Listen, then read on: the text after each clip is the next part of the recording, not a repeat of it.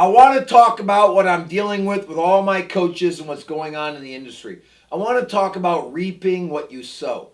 This is a biblical phrase that's throughout the Bible. It's talked about Old Testament and New Testament about working the soil, analyzing the seeds, planting the seeds, weeding, fertilizing, watering, and after being patient, reaping a good harvest.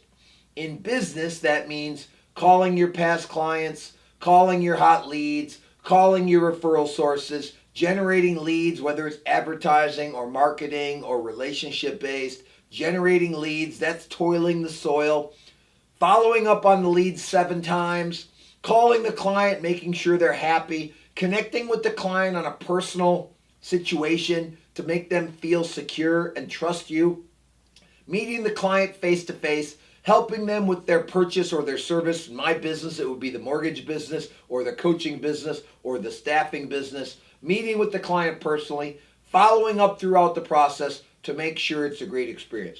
So listen, I want to talk about 2 words, involvement and engagement. So if you go to a restaurant and the waitress gives you good food, good service, checks on you, sees how you're doing, that's involvement. If she asks you, why are you guys here celebrating? Man, you look nice. You guys sure look like a fun group. What brings you in today? That's engagement. I'm just telling you, if you want to make really big money and you don't want to work more hours and you really want to have a good relationship and you want to have friends, be engaged. Engaged is asking people questions that are not, how's the food? What are you guys doing here today? You look like you're celebrating. What are you celebrating? I want you to really work on reaping what you sow by being more engaged with people so people will be more engaged back. Now listen, I've been a little volatile my whole life. I've had anger issues my whole life. I got construction going on in my house right now. Something aggravated me. I went off a little bit, acted stupid. I acted like a typical rich guy. I want to be a good rich guy. So I got to go back tomorrow. I got to apologize to the contractors. I got to bring some donuts, take care of my guys, and show them that I'm a good rich guy. And I think that's what we all want to be, is good rich people. You know, we want to be rich in love, in relationships, in spirit, in finances. So I think that you have to be engaged with the people you meet with to be able to blow up your business without blowing up your hours. You know, I was talking to a guy the other day that I'm interviewing for coaching because I'm interviewing my new students right now. And he makes a lot of money, but he works 80 hours a week.